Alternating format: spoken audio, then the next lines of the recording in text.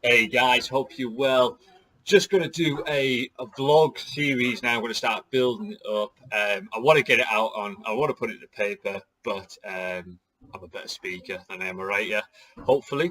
So today I just want to talk about online training. Should you or shouldn't you have it? It's a question I get asked quite a bit. And the answer that always comes out of my mouth is it depends. And that's the answer that comes out of my mouth quite a lot for a variety of different subjects. But coaches who are listening to this and watching this probably know that's a common one that comes across. Okay, so there's loads of different variables and stuff, but there's a few things that I split it down into: is what type of person you are, what's your goal, what environment you kind of have, and what's your training life balance look like. And I think once you dig into these, you'll be able to see what type of person suits online coaching, in my opinion. Again, there's going to be different cases, different circumstances, but I'm just going to rattle through these and give my thoughts on this as an online coach and someone who's made many a mistake as an online coach, but someone who's working hard to make them better, and some of the guys that I'm working with now being get some good results. So first and foremost, the type of person you are. What I would say when it comes to online coaching, you have got to be motivated. You've got to be able to dig deep when it's cold, maybe as you train at home or whatever it may be. You've got to be the type of person who is just going to get into the sets because it is all on you. You might be following an Excel sheet, a picture of the program, however your coach sends it across to you, but you're ultimately accountable for that. And if your coach is the other side of the world, or generally speaking, they are remote, they're not always somebody who's in the same town as you, not in the same gym or whatever it may be, then you might not always be able to get in touch with them if you are feeling a bit low on motivation and everything like that. So you want to make sure that if you are going to go into online training, it's a matter of, no, I am motivated, I am going to stick to it. That's not to say that your coach won't give you feedback and motivate you and give you the kick up the backside whenever you need it. And it's something that I do with my guys quite frequently. But that being said, when it does get into early morning sessions, or you can't quite get hold of your coach and it's just a matter of doing the sets that are on the program, you do need to be motivated for that. If you are one of those who's got maybe is an overthinker or possibly full of self-doubt, then my personal opinion is try and find somebody who you can work face to face with. And that might be in a hybrid model, so you might be able to see them once every other week or once a month, something along those lines. But it's really important, I feel, as a coach and as a student, as an athlete, it's really important to have that face-to-face time. If you are low on confidence and you do doubt yourself quite frequently, and the reason for that is because I feel like a coach can read the situation a little bit better in a face-to-face setting as they can over maybe Facebook Messenger or WhatsApp or whatever form of contact you've got. Sometimes it's really important as a coach, you need to be able to pick up the tone and actually pick up on what's not being said rather than what's being said. So that's the first one. Next one, what are your goals? Now, what I would say is when you're in the beginning and just following or just starting kettlebell sport, I would really just look to find a program that's giving you that foundational support and giving you a bit of a plan and a guidance to follow that. Because in the beginning, there's so many different variables. You'll improve constantly all the time.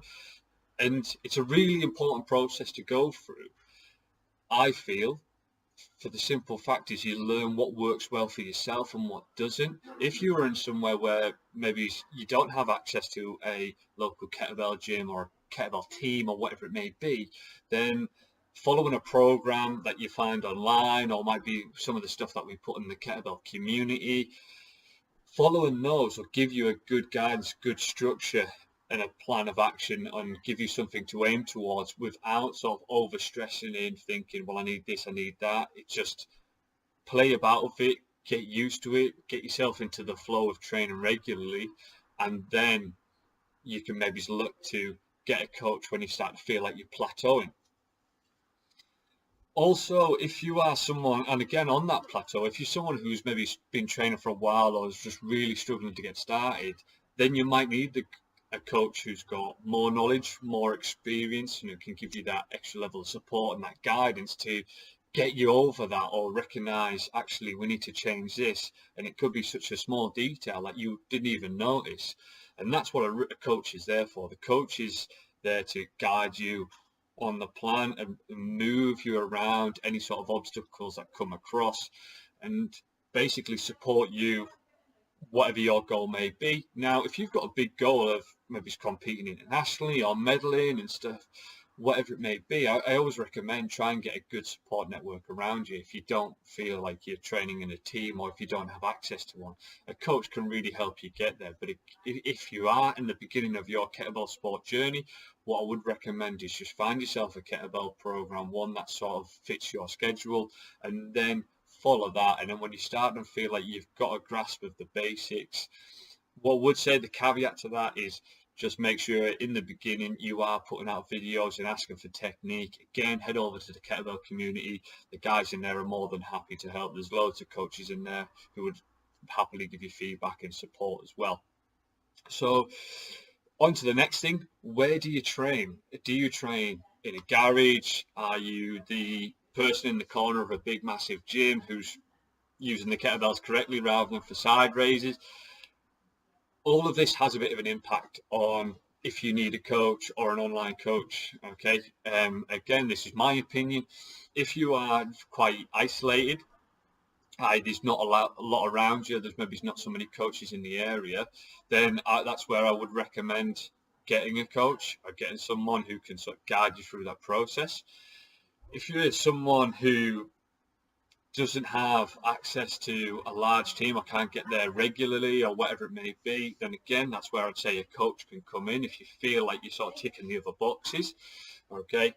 And also, basically, a good coach needs to be able to work around your environment. Okay. So if you're working in a kitchen, as many kettlebell athlete does, because it's all they have available to them, then a coach needs to be able to work around them as well. So again, making sure that the environment's right, and I think this is more from a coach's point of view, than they to make sure that it's an adaptable program that they can work around whatever surrounds you got. And that's the beauty of kettlebells. It doesn't matter, you can just have 2 kettlebells in front of you and you can have a fantastic workout, and I'm sure most coaches will do that.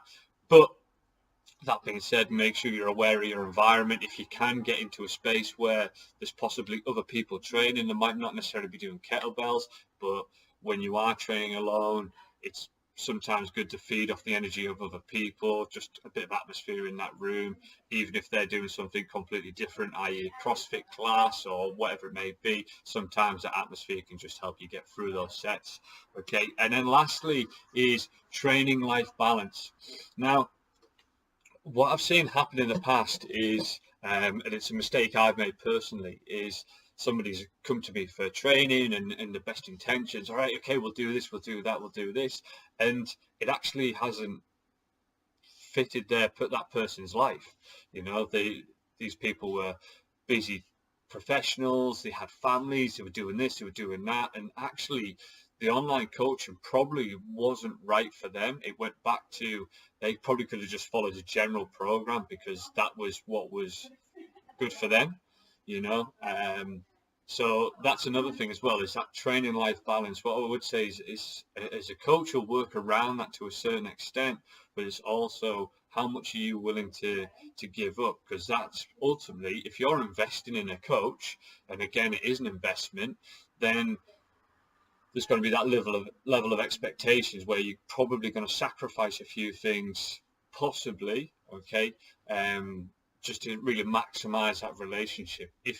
If you can get the most out of just an online program, if you can train twice a week and that's your max that you're sort of willing to do, then a generic program probably would be the best fit for you, and an online coach might possibly not be the best fit for you, you know. So again, it's that training life balance. So those are the few things that I feel are really important when it comes to should you get an online coach or not. But top and bottom of everything, the most important thing that I feel when it comes to an online coaching scenario is that coach, athlete, student feedback loop. There's got to be communication constantly all the time. And that's not to say the coach has to come back to you right that second as soon as you come back, because I think sometimes you've got to manage expectations. But you've got to, if you struggle through a set, or if you're feeling low, or if you're starting to come down with something, you're feeling run down, it's really important you give that feedback to the coach, because they need as much information as possible. Okay, so those are my things, guys. Those are my things on online coaching, whether you should get one or whether you should not. Fill out your comments below. I'd love to hear your thoughts on it.